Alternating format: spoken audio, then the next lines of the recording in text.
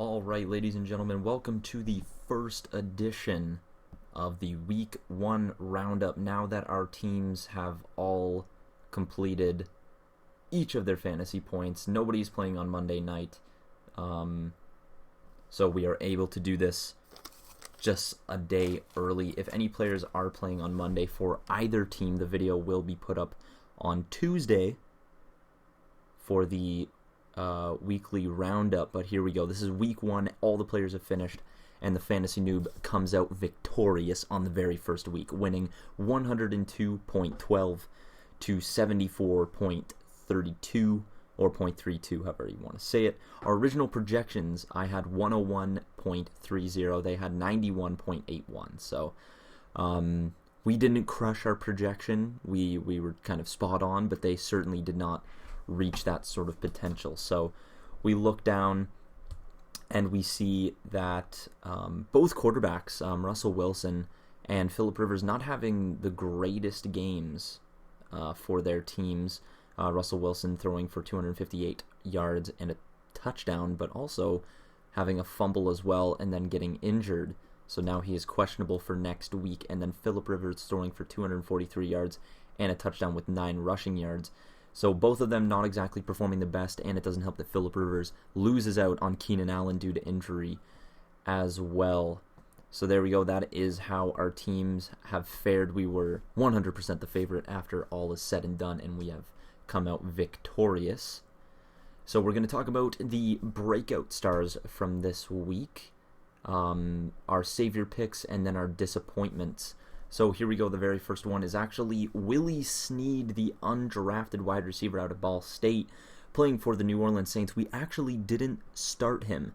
However, I have him started in other leagues, and he put up a whopping 23.2 points in his very first game of the season with 172 yards and a touchdown coming from Drew Brees. The wide receiver core of Willie Snead and Brandon Cooks put up a whopping 50 points among each other. I'm fairly sure that Brandon Cooks put up 27 himself, while Willie Snead put up 23.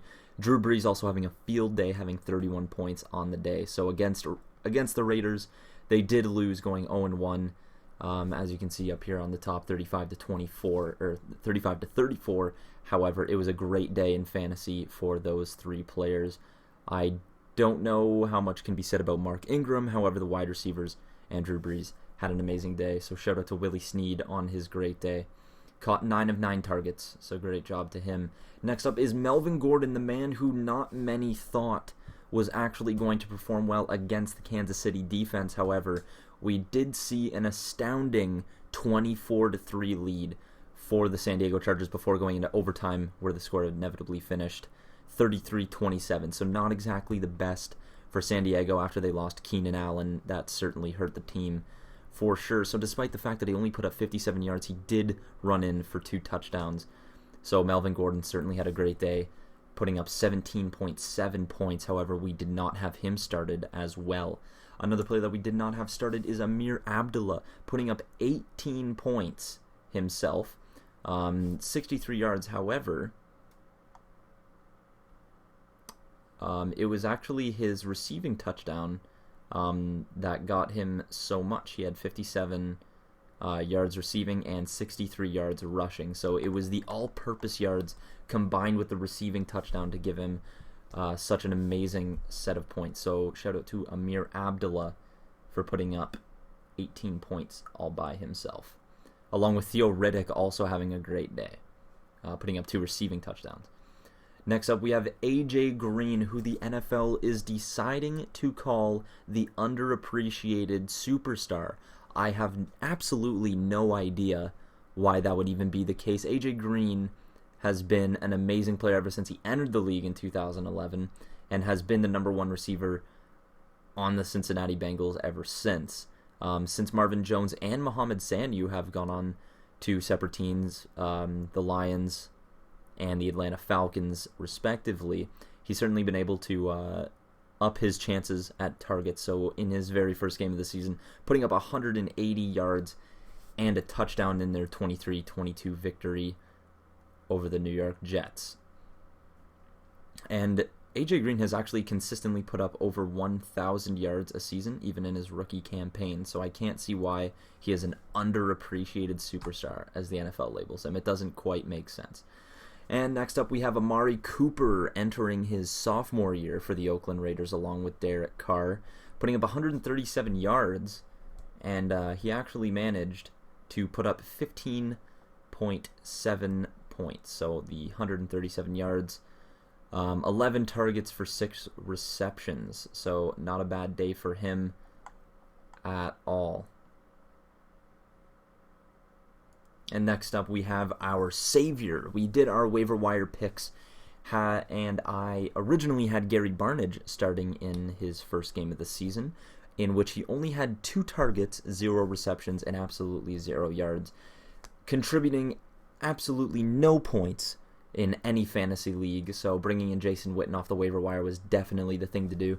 Only putting in 6.6 points, however, it is better than having absolutely 0, so shout out to Jason Witten in Dak Prescott's first regular season game. Next up, we have the disappointment of the week, Adrian Peterson, even in their 25-16 victory over the Tennessee Titans, only managing to put up 31 yards on 19 carries.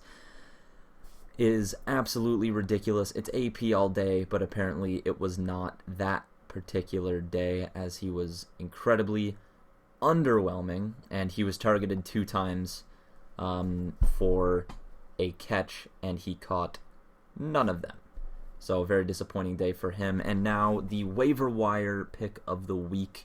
Here we go. We have Mohamed Sanu after his great game against the Tampa Bay Buccaneers. Despite the loss, Mohamed Sanu had a great day, putting up 80 yards and a touchdown on 5 receptions, and he had a 2-point conversion himself. And we are switching him out in exchange with Devin Funchess, as Kelvin Benjamin is back healthy and looking good in his first game against Denver, as he himself put up about 15 points.